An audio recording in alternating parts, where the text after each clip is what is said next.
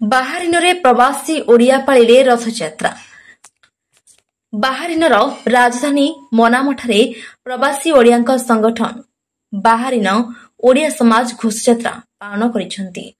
ଏଥିରେ ବହୁ ସଂଖ୍ୟାରେ ଶ୍ରଦ୍ଧାଳୁ ଯୋଗଦେଇ ଘଣ୍ଟ ଘଣ୍ଟା ଓ ବାଦ୍ୟନାଦ ମଧ୍ୟରେ ଭକ୍ତମାନେ ହରିବୋଲ ଓ ଜୟ ଜଗନ୍ନାଥ ଧ୍ୱନି ଦେଇ ରଥ ଟାଣିଥିଲେ।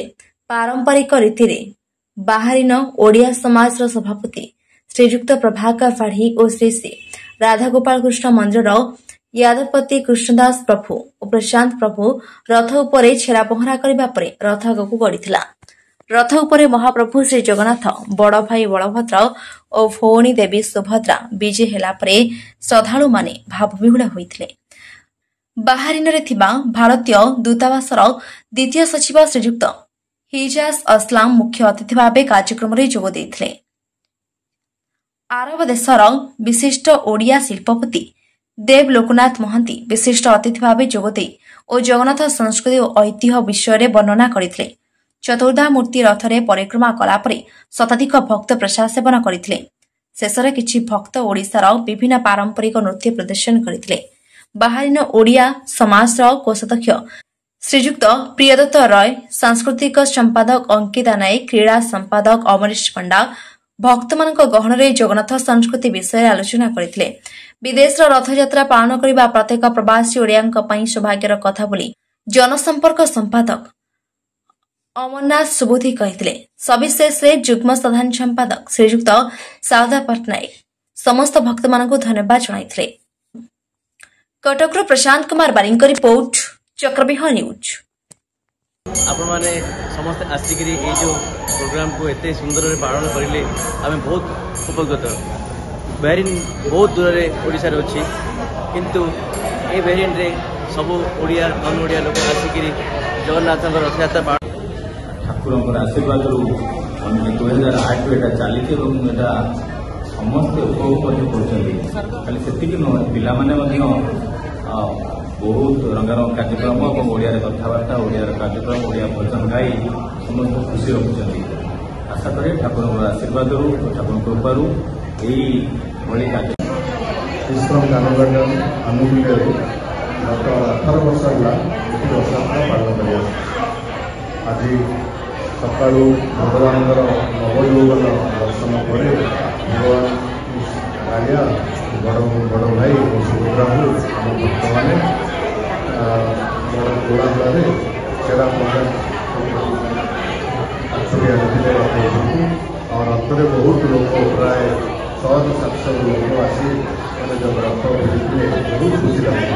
ଏଇଟା କେବଳ ଆମ ପାଇଁ ନୁହଁ, ଆମର ଭବିଷ୍ୟତର ରଥଯାତ୍ରା କାର୍ଯ୍ୟକ୍ରମ ଆମେ ଆରମ୍ଭ କରିଛୁ। ଆଉ ଏଥିରେ ବହୁତ ଆମର ଭକ୍ତ ଯୋଗଦାନ କରିଛନ୍ତି। ଆଉ ଆମେ ଘରରୁ ଏତେ ଦୂରରେ ରହି ମଧ୍ୟ ଆମେ ଆଜି ଏଇ ଆମର ପର୍ବ ପାଳନ କରୁଛୁ। ଜୟ ଜଗନ୍ନାଥ। ମୁଁ ବାହାରିନ ଓଡ଼ିଆ ସମାଜ ତରଫରୁ ସମସ୍ତ ଓଡ଼ିଆବାସୀଙ୍କୁ, ଯେଉଁମାନେ ଉପସ୍ଥିତ ଅଛନ୍ତି ବାହାରିନରେ, ଯେଉଁମାନେ ରହି ପାରିନାହାନ୍ତି, ସେମାନଙ୍କୁ ମୁଁ ଏଇ ବାହାରିନ ଓଡ଼ିଆ ସମାଜ ତରଫରୁ ଅଭିନନ୍ଦନ ଜଣାଇଥିଲି। ଆଉ ସମସ୍ତେ ଆଜି ଆସି ଆମର ଏ ରଥଯାତ୍ରାକୁ ଅତି ଆନନ୍ଦ ଉଲ୍ଲାସ ସହିତ ସେମାନେ ପାଳନ କରିଛନ୍ତି। ଆଉ ମୁଁ ସେ ଜଗନ୍ନାଥଙ୍କ ପାଖରେ କାମନା କରୁଛି ଯେ ସମସ୍ତଙ୍କ ମଙ୍ଗଳମୟ ହେଉ, ଆଉ ସମସ୍ତେ ଜଗନ୍ନାଥ ସମସ୍ତଙ୍କୁ ଉଦ୍ଧାର କରନ୍ତୁ। ଜୟ ଜଗନ୍ନାଥ। ଘୋଷଯାତ୍ରା ଆମେ ମଧ୍ୟ ଆମେ ପାଳନ କରୁଛୁ। ଶ୍ରୀ ବଳଦେବଜୀଉ, ଦେବୀ ସୁଭଦ୍ରା ଏବଂ ଆମର ଜଗାକାଳିଆଙ୍କୁ ଆମେ ପହଣ୍ଡି ରୂପେ ଆଣି ଆମ ରଥରେ ବିରାଜମାନ କରି ଆମେ ସମସ୍ତ ଭକ୍ତବୃନ୍ଦ ଖୁସିରେ ଏବଂ ଜୟ ଜଗନ୍ନାଥ ନାଦରେ ଆମେ ରଥଯାତ୍ରା ଆଜି ଆମେ ଅନୁଷ୍ଠାନ କରି ଆମର ଏଠି ରଥଯାତ୍ରା ବିଗତ 18 ବର୍ଷ ପାଳନ ହୋଇ ଆସୁଛି। ଏହି ରଥଯାତ୍ରା ଆମର ଇସ୍କନ କାନୁ ଗାର୍ଡେନ ଏବଂ ବାହାରିନ ଓଡ଼ିଆ ସମାଜ ଆନୁକୂଲ୍ୟରେ ସମ୍ପାଦିତ ହେଉଛି। ଆମେ ବହୁତ ଆଡ଼ମ୍ବର ସହିତ ପାଳନ କରିବାକୁ ଚେଷ୍ଟା କରୁ ଏବଂ ପାଳନ କରି ଆସୁଅଛୁ ମଧ୍ୟ। ଆମର ଏଠି ପାଖାପାଖି 500 ଭକ୍ତଙ୍କର ସମାଗମ ହୋଇଛି। ଭକ୍ତମାନଙ୍କର ପାଇଁ ମହାପ୍ରସାଦ ଆୟୋଜନ ହୋଇଛି। ଭକ୍ତମାନେ ଓ ଶ୍ରଦ୍ଧାଳୁମାନେ ଝାଞ୍ଜ କୀର୍ତ୍ତନର ସହ ରଥଯାତ୍ରାକୁ ବହୁତ नीलाचलनिवासाय नित्याय परमात्मनि बलभद्र सुभद्राभ्याम जगन्नाथ यति नमो। खूब सुंदर दिन आज एठारे बाहरी आम अनेक सबू ओडिया भाई भौणी मैंने एकाठी छुट्टी भी आज से बहुत आनंदर सहित रथयात्रा पालन करुचु। आपण समस्त को रथयात्रा हार्दिक अभिनंदन और जगन्नाथ जगतर नाथ समस्त मंगल करंतु ये कामना करी बहुत जय जगन्नाथ। प्रथमे मु बाहरीन ओडिया समाज को अशेष अशेष धन्यवाद दूसरी। से आज श्री जगन्नाथंकर जो गुंडीचा बाहुडार जो प्रोग्राम कर आम मान समस्त एकत्रित कर अशेष अशेष धन्यवाद।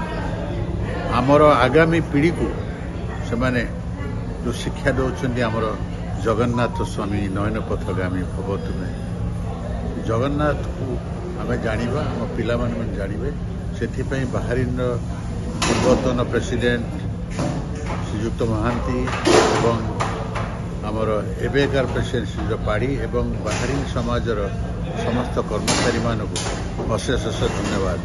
आज मुझे गोटे जिन आश्चर्य है 56 भोग से केमी या समस्त को साल्यूट कर जगन्नाथ समस्त आशीर्वाद करूँ।